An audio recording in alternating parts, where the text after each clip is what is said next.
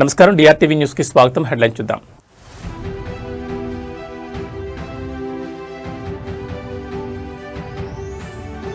జనసేనాని పవన్ కళ్యాణ్ డిశ్చార్జ్. ముంబై కోకిలాబెన్ ఆసుపత్రి నుంచి నివాసానికి చేరిక.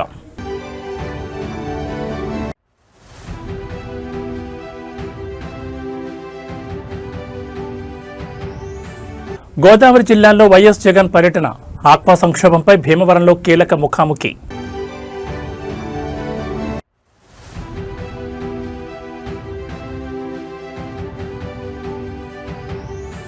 ఢిల్లీ పర్యటనలపై గిట్టని వాళ్ల లెక్కలు. విపక్షాల విమర్శలకు సీఎం రేవంత్ రెడ్డి ఉడుకు పుట్టించే కౌంటర్.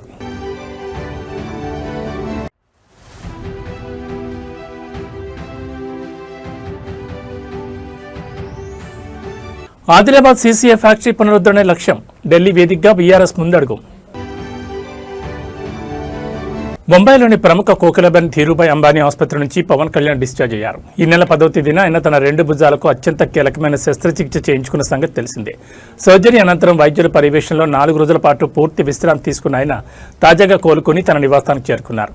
పవన్ కళ్యాణ్ గత కొంతకాలంగా భుజాల నొప్పితో ఇబ్బంది పడుతున్నారు. ఈ క్రమంలోనే ముంబైలోని కోకిలాబెన్ ధీరుభాయ్ అంబానీ ఆసుపత్రిలో చేరిన ఆయనకు నిపుణులైన వైద్య బృందం ఈ నెల 10న 2 భుజాలకు సర్జరీని విజయవంతంగా పూర్తి చేసింది. శస్త్రచికిత్స అనంతరం ఆయన ఆరోగ్యం క్రమంగా మెరుగుపడడంతో బుధవారం ఉదయం ఆసుపత్రి వర్గాలు ఆయన్ను డిశ్చార్జ్ చేశాయి. గత ఎన్నికల ప్రచార సమయం నుండి ఎడతెరిపి లేకుండా రాష్ట్ర వ్యాప్తంగా పర్యటిస్తూ భుజాల నొప్పితో తీవ్రంగా బాధపడుతున్న ప్రజాక్షేత్రంలో పవన్ కళ్యాణ్ పడ్డ కష్టాన్ని గుర్తు చేసుకుంటూ ఆయన త్వరగా కోలుకోవాలని కూటమి శ్రేణులు, జన సైనికులు పెద్ద ఎత్తున పూజలు నిర్వహించారు. ప్రస్తుతం నివాసానికి చేరుకున్న డిప్యూటీ సీఎం వైద్యుల సూచనల మేరకు మరికొన్ని రోజుల పాటు పూర్తిగా విశ్రాంతి తీసుకోనున్నారు. ఆ తర్వాత ఆయన తిరిగి అమరావతిలో తన అధికారిక అడ్మినిస్ట్రేటివ్ బాధ్యతలను స్వీకరించనున్నట్లు క్యాంప్ ఆఫీస్ వర్గాలు వెల్లడించాయి. ఆంధ్రప్రదేశ్ రాష్ట్రంలో రాజకీయ సమీకరణాలు మరియు క్షేత్రస్థాయి ప్రజా పోరాటాలు ఒక్కసారిగా వేడెక్కాయి. వైఎస్ఆర్ కాంగ్రెస్ పార్టీ అధినేత మాజీ ముఖ్యమంత్రి వైఎస్ జగన్మోహన్ రెడ్డి ఉమ్మడి గోదావరి జిల్లాల పర్యటనకు బయలుదేరి వెళ్లారు. పశ్చిమ గోదావరి జిల్లా భీమవరంలో ఆయన అడుగుపెట్టనున్నారు. ప్రస్తుత కూటమి ప్రభుత్వ హయాంలో తీవ్ర ఇబ్బందులు ఎదుర్కొన్న ఆక్వా రంగానికి అండగా నిలిచేందుకు ఆక్వా రైతులు, రైతు సంఘాల నేతలతో వైఎస్ జగన్ ముఖాముఖి కానున్నారు. అనంతరం కాపు సామాజిక వర్గ అగ్రనేత మాజీ మంత్రి ముద్రగడ పద్మనాభం హఠాన్ మరణం తీవ్ర దిగ్భ్రాంతికి గురిచేయడంతో కాకినాడ జిల్లా కిర్లంపూడికి వెళ్లి ఆయన పార్థివ దేహానికి నివాళులర్పించనున్నారు. భీమవరం పరిసర ప్రాంతాల్లో ఇన్పుట్ ఖర్చులు పెరిగిపోవడం, మద్దతు ధర లభించకపోవడంతో ఆక్వా రైతులు సంక్షోభంలో కోరుకుపోయారు. ఈ నేపథ్యంలో రైతు సంఘాల ప్రతినిధులతో వైఎస్ జగన్ భేటీ అయి అసెంబ్లీ లోపల మరియు వెలుపల ప్రభుత్వంపై ఒత్తిడి తెచ్చేందుకు కార్యాచరణ రూపొందించనున్నారు. పగలు రాత్రి చెరువుల వద్ద శ్రమిస్తూ కరెంటు ఛార్జీల భారం మరియు దళార్ల దోపిడీతో ఆక్వా రైతాంగం పడ్డ కష్టాన్ని ప్రత్యక్షంగా విని వారి తరపున పోరాడేందుకు ఈ సమావేశాన్ని ఏర్పాటు చేశారు. భీమవరం భేటీ ముగిసిన వెంటనే వైఎస్ జగన్ నేరుగా కిర్లంపూడికి పయనం కానున్నారు. ఇటీవల కన్నుమూసిన కాపు ఉద్యమ ధృవతార ముద్రగడ పద్మనాభం కుటుంబ సభ్యులను పరామర్శించి ఆయన భౌతికాయానికి నివాళులర్పించేందుకు వైసీపీ అగ్రనాయకత్వం ఇప్పటికే కిర్లంపూడిలో ఏర్పాట్లు పూర్తి చేసింది.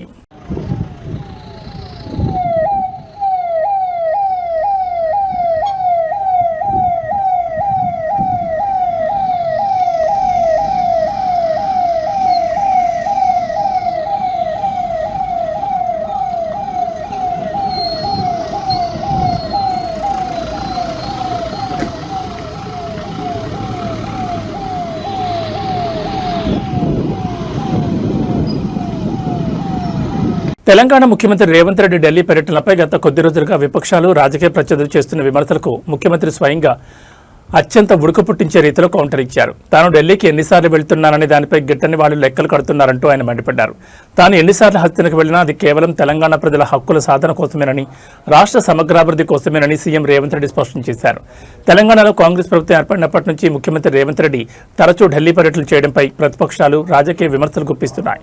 దీనిపై స్పందించిన ముఖ్యమంత్రి రాష్ట్ర హక్కులను సాధించేందుకు, విభజన హామీల నిధులను రాబట్టేందుకు తాము నిరంతరం శ్రమిస్తున్నామని తెలిపారు. తెలంగాణకు రావాల్సిన కేంద్ర నిధులు, పెండింగ్ ప్రాజెక్టుల మంజూరు కోసం రాష్ట్ర ప్రజలు పడ్డ కష్టాన్ని తీర్చడమే ధ్యేయంగా కేంద్ర పెద్దలను కలవడానికి వెళ్తుంటే దాన్ని రాజకీయ రంగు పూసి గిట్టని వాళ్ళు లెక్కలు వేయడం వారి సంకుచిత మనస్తత్వానికి నిదర్శనమని మండిపడ్డారు. రాష్ట్ర ప్రయోజనాల విషయంలో తాము ఎక్కడా రాజీ పడబోమని, ఎన్ని విమర్శలుచ్చినా ప్రజా సంక్షేమం కోసమే తన ప్రయాణాలు సాగుతాయని తేల్చి చెప్పారు. ముఖ్యమంత్రి రేవంత్ రెడ్డి ఈ తాజా స్టేట్మెంట్ విపక్షాల విమర్శలకు గట్టి బ్రేక్ వేసినట్లయింది. కేంద్ర నిధుల సాధనలో రాబోయే రోజుల్లో ఎలాంటి పురోగతి కనిపిస్తుందో మరియు ప్రతిపక్షాలు దీనిపై ఎలా స్పందిస్తాయో వేచి చూడాలి. కొంతమంది తిట్టినోళ్ళు, కొంతమంది సరిపోయిన వాళ్ళు పదే పదే ముఖ్యమంత్రి గారు ఢిల్లీ ప్రయాణం చేస్తున్నారు, ఇన్నిసార్లు వెళ్ళిండ్రు, అన్నిసార్లు వెళ్ళిండ్రు అని లెక్కలు చెప్తున్నారు. ఏది వచ్చినా ప్రజల కోసమే పనిచేస్తున్నాం. నిన్న మేము తెలంగాణ రాష్ట్రంలో ఉండే అన్ని పార్టీల ఎంపీలను పిలిచి మేము పవర్ పాయింట్ ప్రజెంటేషన్ ఇచ్చినాం. కేంద్ర ప్రభుత్వంతో తెచ్చుకోవాల్సిన అనుమతులు గాని నిధులు గాని వాటికి సంబంధించిన సమాచారాన్ని అందించిన స్పష్టంగా చెప్పినాం. అభివృద్ధి జరిగేటప్పుడు రాజకీయాలు లేవు. రాజకీయాలు అనేవి ఎన్నికలు వచ్చినప్పుడు ఎవరి ప్రయత్నం వాళ్ళు చేసుకుంటారు, వాళ్ళ ప్రయత్నం వాళ్ళు చేసుకుంటారు, మా ప్రయత్నం తెలంగాణ పారిశ్రామిక రంగానికి మరియు ఉమ్మడి ఆదిలాబాద్ జిల్లా వెనుకబడిన ప్రాంతాల ఉపాధి అవకాశాలకు ఊతమిచ్చే ఒక ఉమ్మడి లక్ష్యంతో భారత రాష్ట్ర సమితి హస్తిన వేదికగా ముందడుగు వేసింది. BRS working president Kalvakuntla Taraka Ramarao నేతృత్వంలోని ఒక ప్రత్యేక బృందం ఢిల్లీకి బయలుదేరి వెళ్లింది. ఆదిలాబాద్ జిల్లాలోని సిమెంట్ కార్పొరేషన్ ఆఫ్ ఇండియా ఫ్యాక్టరీని తక్షణమే పునరుద్ధరించాలని కోరుతూ కేంద్ర భారీ పరిశ్రమలు ఉక్కు శాఖ మంత్రి హెచ్డి కుమారస్వామితో ఈ బృందం కాసేపట్లో అత్యంత కీలకమైన సమావేశం కానుంది. కేటీఆర్ తో పాటు ఈ ప్రతినిధి బృందంలో BRS Rajya Sabha MP Vaddiraju Ravichandra, Khanapur BRS party అధ్యక్షుడు జాన్సన్ నాయక్ మరియు సీసీఐ సాధన సమితి ముఖ్య నాయకులు ఉన్నారు. ఆదిలాబాద్ లో మూతపడిన సీసీఐ యూనిట్ తెరిపించడం ద్వారా స్థానికంగా ఉన్న వేలాది మంది నిరుద్యోగ యువతకు ఉపాధి లభిస్తుందని, దీనిపై కేంద్రం సానుకూల నిర్ణయం తీసుకోవాలని ఈ బృందం ఒత్తిడి తీసుకురానుంది. ఫ్యాక్టరీ మూతపడి దశాబ్దాలు గడుస్తున్నా ఉపాధి లేక వలసలు పోతూ ఆదిలాబాద్ పారిశ్రామిక కార్మికులు మరియు నిరుద్యోగులు పడ్డ కష్టాన్ని పూర్తిగా ముగించడమే ధ్యేయంగా గతంలోనూ తాము అనేకసార్లు కేంద్రానికి లేఖలు రాస్తామని కేటీఆర్ గుర్తు చేశారు. కొత్తగా బాధ్యతలు స్వీకరించిన కేంద్ర మంత్రి కుమారస్వామితో ఈ పారిశ్రామిక పునరుద్ధరణ ప్యాకేజీపై చర్చించిన అనంతరం ఢిల్లీలోని నిర్వహించే జాతీయ మీడియా సమావేశంలో కేటీఆర్ పాల్గొని కేంద్రంపై రాష్ట్ర డిమాండ్లను మరింత బలంగా వినిపించనున్నారు. అంతర్జాతీయ వాణిజ్య రంగంలో అమెరికా తీసుకున్న ఒక వ్యూహాత్మక నిర్ణయం ఇప్పుడు ప్రపంచవ్యాప్తంగా హాట్ టాపిక్ గా మారింది. రష్యా నుంచి ఆయిల్ మరియు గ్యాస్ కొనుగోలు చేసే దేశాలపై అత్యంత భారీగా టారిఫ్స్ విధించాలన్న తన పాత ప్రతిపాదనలో అమెరికా ప్రభుత్వం కీలక సడలింపులు చేసింది. గత 2025 ఏప్రిల్లో రష్యా ఇంధన దిగుమతులపై ఏకంగా 500% టారిఫ్స్ విధించాలని ప్రతిపాదించిన అమెరికా అంతర్జాతీయ మార్కెట్ ఒత్తిళ్ల నేపథ్యంలో తాజాగా ఆ బాధను 100% కుదించింది. అమెరికా తీసుకొస్తున్న ఈ కొత్త బిల్లు అమల్లోకి వస్తే రష్యా నుంచి అత్యధికంగా ఆయిల్ కొనుగోలు చేసే టాప్ దిగుమతిదారులైన భారత్, చైనా, స్లోవేకియా, హంగరీ మరియు అజర్బైజాన్ దేశాలకు గరిష్టంగా 100% వరకు మాత్రమే టారిఫ్స్ వర్తించనున్నాయి. ఇది మునుపటి 500% ప్రతిపాదనతో పోలిస్తే చాలా తక్కువని చెప్పాలి. అంతేకాకుండా తమ మొత్తం ఇంధన అవసరాల్లో రష్యా నుంచి 15% కంటే తక్కువ దిగుమతి చేసుకునే చిన్న దేశాలకు ఈ టారిఫ్స్ నుండి అమెరికా పూర్తి మినహాయింపు ఇచ్చింది. అంతర్జాతీయంగా చమురు ధరలు పెరిగినప్పుడు గ్లోబల్ ఆంక్షల భయంతో రష్యా నుండి తక్కువ ధరకు వచ్చే క్రూడ్ ఆయిల్ కొనుగోలు ప్రక్రియను బ్యాలెన్స్ చేయలేక భారత్ వంటి దేశాల ట్రేడ్ డెస్క్లు పడ్డ కష్టాన్ని ఈ తాజా యూఎస్ సడలింపు గణనీయంగా తగ్గించనుంది. రాబోయే ఆగస్టు నాటికి అమెరికా ఈ బిల్లును అధికారికంగా పాస్ చేసే అవకాశం ఉందని విదేశాంగ వర్గాల్లో అంచనా వేస్తున్నాయి. దీనివల్ల గ్లోబల్ సప్లై చైన్లో ఎలాంటి ఆటంకాలు లేకుండా భారతదేశం తన ఇంధన భద్రతను మరింత బలోపేతం చేసుకునే అవకాశం ఉంది. ఆంధ్రప్రదేశ్ రాష్ట్రంలో ఉచిత ఇసుక విధానం అమల్లో ఉందని ప్రభుత్వం చెబుతున్న క్షేత్రస్థాయిలో మాత్రం అధికార పార్టీ నేతల ఇసుక దోపిడీ అడ్డం లేకుండా సాగుతోందని ఆరోపణలు వెలువెత్తున్నాయి. ఉమ్మడి అనంతపురం జిల్లా కళ్యాణదుర్గం టీడీపీ శాసనసభ్యులు అమ్మెల్యేని సురేంద్రబాబు ఇసుక దందాను స్థానిక ప్రజలు రెడ్ హ్యాండ్గా పట్టుకోవడం ఇప్పుడు రాష్ట్ర రాజకీయాల్లో పెను సంచలనంగా మారింది. కంబదూరు మండలం రాళ్ల అనంతపురం పరిధిలో ఇసుకను అక్రమంగా రవాణా చేస్తున్న 5 భారీ టిప్పర్లను స్థానికులు అడ్డుకున్నారు.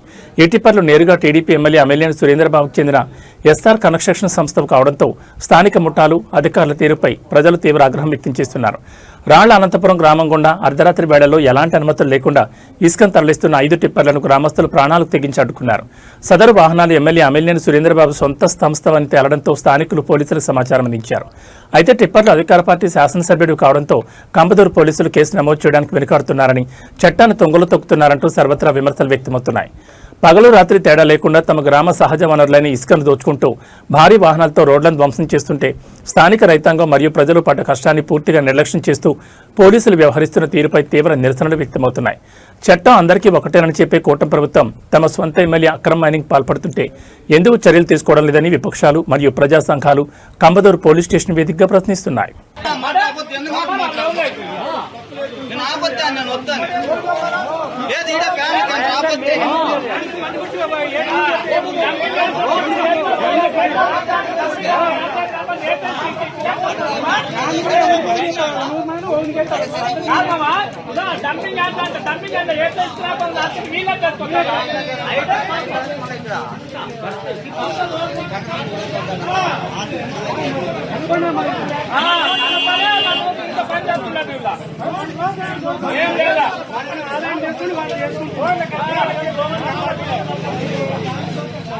తిరుమల వెంకటేశ్వర స్వామిని దర్శించుకునేందుకు వచ్చే కోట్ల మంది భక్తుల భద్రతకు అత్యున్నత ప్రాధాన్యత ఇస్తూ తిరుమల కొండపై భద్రతా బలగాలు ఉగ్రరూపం దాల్చాయి.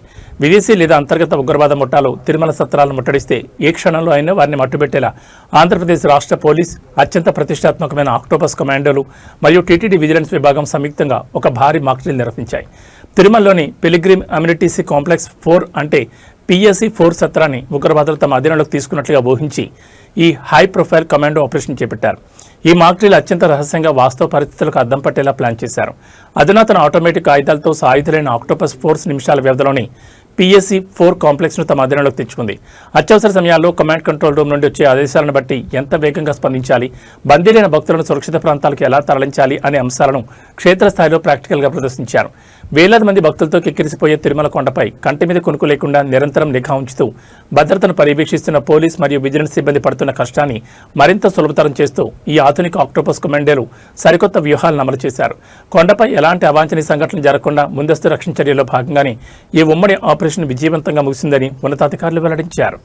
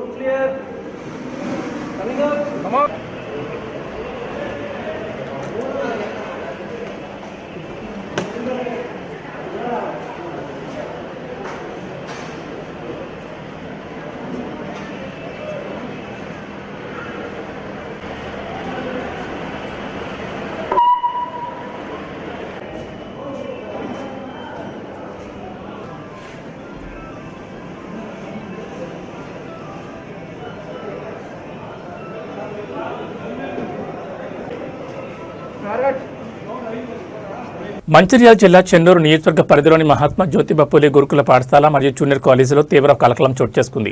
హాస్టల్లో కనీస సౌకర్యాలు కరువయ్యాయంటూ తీవ్ర అసంతృప్తికి లోనైన 17 మంది ఇంటర్మీడియట్ ద్వితీయ సంవత్సరం విద్యార్థులు ఒకేసారి వసతి గృహాన్ని విడిచి బయటకొచ్చారు. అధికారుల నిర్లక్ష్య వైఖరిపై ఆరోపణ చేస్తూ తమ సమస్యలను పరిష్కరించే నాదురే లేడంటూ విద్యార్థులు నేరుగా మంచిర్యాల ఎమ్మెల్యే గడ్డం వివేక్ వెంకటస్వామి సతీమణి గడ్డం సురేఖని ఆశ్రయించారు. చెన్నూరు మహాత్మా జ్యోతిబా పూలే గురుకులంలో గత కొంతకాలంగా త్రాగునీరు, నాణ్యమైన భోజనం మరియు ఇతర కనీస సదుపాయాల కొరత వేధిస్తోందని విద్యార్థులు ఆరోపిస్తున్నారు. ఈ సమస్యలపై విసిగిపోయిన 17 మంది ఇంటర్ సెకండ్ ఇయర్ విద్యార్థులు హాస్టల్ నుండి బయటకొచ్చి మంచిర్యాలలో ఎమ్మెల్యే సతీమణి సురేఖను కలిశారు. హాస్టల్లో మౌలిక వస్తువులు లేక చదువు పక్కన పెట్టి విద్యార్థి లోకం పడ్డ కష్టాన్ని ప్రత్యక్షంగా ఆలకించిన సురేఖ తీవ్ర దిగ్భ్రాంతికి వ్యక్తం చేశారు. తక్షణమే స్పందించిన ఆమె విద్యాశాఖ మరియు సంక్షేమ శాఖ అధికారులపై ఆగ్రహం వ్యక్తం చేశారు. విద్యార్థుల సమస్యలను వెంటనే పరిష్కరించాలని ఆదేశిస్తూ జిల్లా వెనుకబడిన తరగతుల సంక్షేమాధికారి శ్రీధర్కి విద్యార్థులను అప్పగించి ప్రత్యేక పర్యవేక్షణలో వారిని తిరిగి సురక్షితంగా చెన్నూరుకు తరలించేలా చర్యలు తీసుకున్నారు.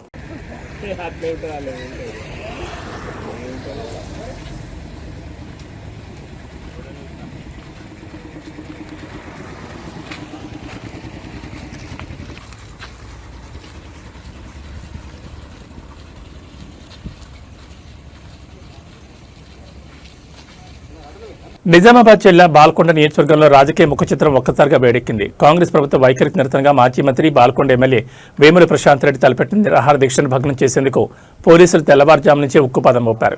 ఎమ్మెల్యే వేముల ప్రశాంత్ రెడ్డిని గృహ నిర్బంధం చేయడంతో పాటు నియోజకవర్గ వ్యాప్తంగా ఉన్న బీఆర్ఎస్ పార్టీ ముఖ్య నేతలు, శ్రేణులను ఎక్కడికక్కడ ముందస్తు అరెస్టులు చేసి పలు పోలీస్ స్టేషన్లకు తరలించారు. భీమ్గల్ మున్సిపాలిటీ పరిధిలోని మౌలిక వసతుల కల్పన, ప్రతిష్టాత్మక మందపడకల ఆసుపత్రి నిర్మాణ పనుల పురోగతి మరియు స్థానిక ఆర్టీసీ డిపో పునరుద్ధరణ డిమాండ్లపై కాంగ్రెస్ ప్రభుత్వం అనుసరిస్తున్న ఉదాసీన వైఖరికి నిరసనగా ఈ దీక్షకు పిలుపునిచ్చారు. అయితే ఉదయం నుంచి వందలాది మంది పోలీస్ బలగాలను రంగంలోకి దించి భీమ్గల్ బాల్కొండ పరిధిలో అప్రకటిత బంద్ వాతావరణాన్ని తలపించేలా అదుపులోకి తీసుకోవడంపై ఉద్రిక్తత నెలకొంది. నియోజకవర్గ పరిధిలో మెరుగైన వైద్యం మరియు రవాణా సౌకర్యాల కోసం బాల్కొండ, భీమ్గల్ మున్సిపల్ పరిధిలోని సాధారణ ప్రజలు, రైతాంగం పడ్డ కష్టాన్ని పూర్తిగా తొలగించేలా తాము గతంలో నిధులు మంజూరు చేసిన ప్రస్తుత ప్రభుత్వం కక్ష సాధింపు చర్యల వలన పనులను నిలిపివేసిందని వేముల ప్రశాంత్ రెడ్డి మండిపడ్డారు. ప్రజాస్వామ్యయుతంగా నిరసన తెలిపే హక్కును కాలరాస్తూ ప్రభుత్వం కుట్రలు చేస్తోందని, గృహ నిర్బంధాలు చేసినంత మాత్రాన ప్రజా సమస్యలపై పోరాటాన్ని ఆపలేమని హౌస్ అరెస్ట్ వేదికగా బీఆర్ఎస్ అగ్రనాయకత్వం స్పష్టం చేసింది. బాల్కొండ నియోజకవర్గ ప్రజలందరికీ నమస్కారం. నేను భీమ్గల్లో 100 పడకల ఆసుపత్రిని పూర్తి చేయాలని మేము ప్రభుత్వంలో ఉన్నప్పుడు మంజూరు చేసి 75% పనిచేసిన పనులు అవి. ఒక 20-25% మిగిలిన పనులు, 100 పడకల ఆసుపత్రి కావచ్చు, ఇంటిగ్రేటెడ్ మార్కెట్ కావచ్చు, అట్లనే మూతబడ్డ భీమ్గల్ బస్ డిపోని తెరిపేయమని, అట్లనే నేను మంజూరు చేసినటువంటి 12 కోట్ల రూపాయలతో సీసీ రోడ్లు మున్సిపల్ ఎలక్షన్లు వస్తున్నాయని అప్పుడు కొబ్బరికాయలు కొట్టిరు, అవి ఇంకా పూర్తి చేయట్లేదు, అది పూర్తి చేయాలని చెప్పి భీమ్గల్లో ప్రజా సమస్యల కోసం ఆ పెండింగ్ పనులు పూర్తి చేయాలని నేను ఈరోజు అంటే 15వ తారీఖు నాడు ఒకరోజు కఠోర నిరాహార దీక్ష, నీళ్లు కూడా ముట్టకుండా నిరాహార దీక్ష చేస్తా అని చెప్పి నేను చెప్పిన. అయితే నేను ఇవాళ నిరాహార దీక్షకు వెళ్ళాలని అంటే నేను స్నానం కూడా చేయకన్నా మొదలే, నేను నిద్ర కూడా లేవకన్నా మొదలే పోలీసులు నా ఇంట్లో చుట్టినారు. నన్ను బయటకు పోనీయరట, నన్ను ఇంట్లోనే అరెస్ట్ చేస్తా అని చెప్తా ఉన్నారు పోలీసులు. మరి ఇది ఒక్కసారి ఆలోచన చేయాలి బాల్కొండ నియోజకవర్గ ప్రజలు. నేను చాలా అహింసా మార్గంలో, నేను రాస్తారోక చేస్తాను లేదు, ధర్నా చేస్తాను లేదు, నా ఇచ్చి నేను శిక్ష వేసుకొని ఒకరోజు నేను నిరాహార దీక్షలో కూర్చుంటా, అహింసా మార్గంలో కూర్చుంటానంటే ఈ ప్రభుత్వం నన్ను అనగదొక్కే ప్రయత్నం చేస్తూ ఉన్నది. మేము ప్రజల కోసం పోరాటం చేస్తున్నాం, ప్రజల సమస్యలు తీర్చమని చెప్పి నేను దీక్ష చేస్తాను తప్పిస్తే నా కోసం కాదు. ఆ హాస్పిటల్ పని పూర్తి చేయాలని, ఇంటిగ్రేటెడ్ మార్కెట్ పనులు పూర్తి చేయమని, బస్ డిపో తెరిపియమని, సీసీ రోడ్లు పూర్తి చేయమని, భీమ్గల్ ప్రజల సమస్యలు, బాల్కొండ నియోజకవర్గ సమస్యలు చేయాలని చెప్పి మేము అడుగుతున్నాం తప్పిస్తే వేరేది కాదు.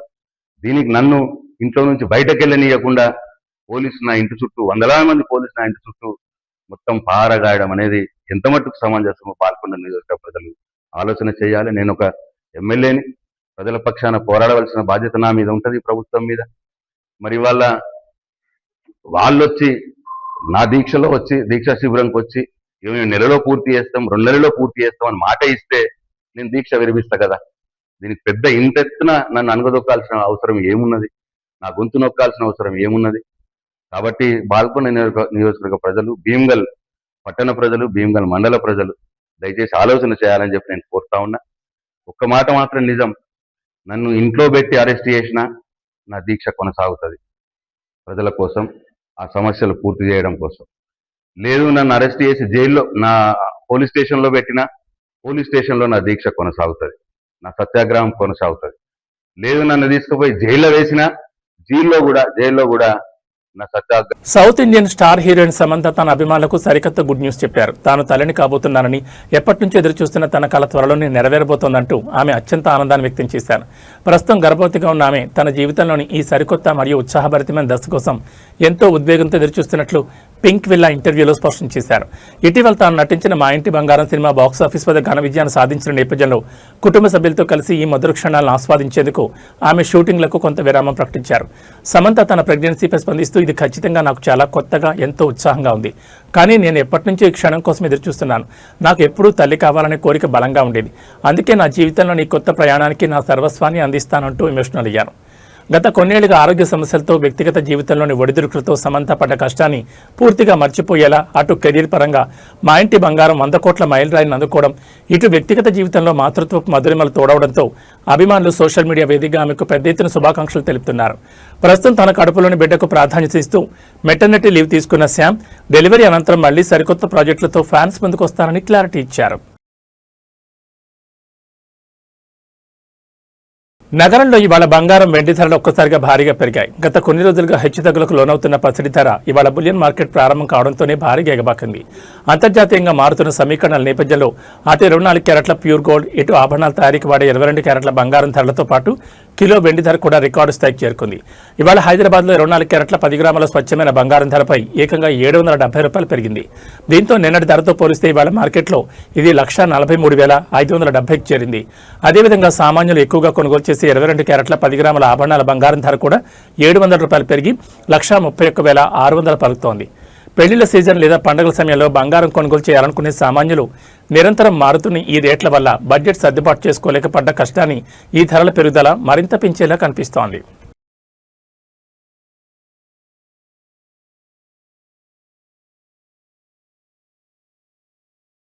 ఆంధ్రప్రదేశ్ రాష్ట్ర ప్రజలకు, ముఖ్యంగా సామాన్య మరియు మధ్యతరగతి కుటుంబాలకు ఇంధన శాఖ నుండి ఒక అత్యంత అద్భుతమైన శుభవార్త అందుతోంది. రాష్ట్రంలో విద్యుత్ ఛార్జీలను తగ్గించేందుకు డిస్కంలు కసరత్తును ముమ్మరం చేశాయి. గత ఏడాది వినియోగదారులపై భారం పడకుండా యూనిట్కు 13 పైసలు తగ్గించిన తరహాలోని ఇప్పుడు మరోసారి యూనిట్కు 13 పైసల మేర కరెంట్ ఛార్జీలను తగ్గించేందుకు ప్రతిపాదనలు సిద్ధమయ్యాయి. ఆంధ్రప్రదేశ్ విద్యుత్ నియంత్రణ మండలి ఆమోదం లభించిన వెంటనే ఈ సరికొత్త తగ్గించిన ధరలు అమల్లోకి రానున్నాయి. 2025-26 ఆర్థిక సంవత్సరానికి సంబంధించి ఇంధన సర్దుబాటు ఖర్చుల పూర్తి వివరాలను రాష్ట్ర విద్యుత్ పంపిణీ సంస్థలు ఎలక్ట్రిసిటీ రెగ్యులేటరీ కమిషన్కు సమర్పించాయి. ఈ తనిఖీ నివేదికల్లో డిస్కం ఏకంగా 940 కోట్లను మిగులుగా చూపించడం గమనార్హం. వేసవి కాలంలో మరియు గృహ అవసరాల కోసం కరెంటు బిల్లుల భారం మోస్తూ ప్రతి నెల బడ్జెట్ అస్తవ్యస్తమైన ఏపీ వినియోగదారుల పడ్డ కష్టాన్ని గుర్తించిన అధికారులు ఈ మిగులు నిధుల ప్రయోజనాన్ని నేరుగా ప్రజలకే బదిలీ చేయాలని నిర్ణయించారు. ఈ ప్రతిపాదనలపై ఈఆర్సీ త్వరలోనే రాష్ట్ర వ్యాప్తంగా అధికారికంగా ప్రజాభిప్రాయ సేకరణ జరపనుంది. ప్రజల నుంచి అభిప్రాయాలు మరియు సలహాలు స్వీకరించిన అనంతరం ఈ 13 పైసల తగ్గింపునకు కమిషన్ తుది ఆమోదం తెలుపుతుందని, తద్వారా రాబోయే నెలల్లో కరెంటు బిల్లులు గణనీయంగా తగ్గుతాయని సచివాలయ వర్గాలు స్పష్టం చేస్తున్నాయి. ఏవీ బులెటిన్ విశేషాలు. నమస్కారం.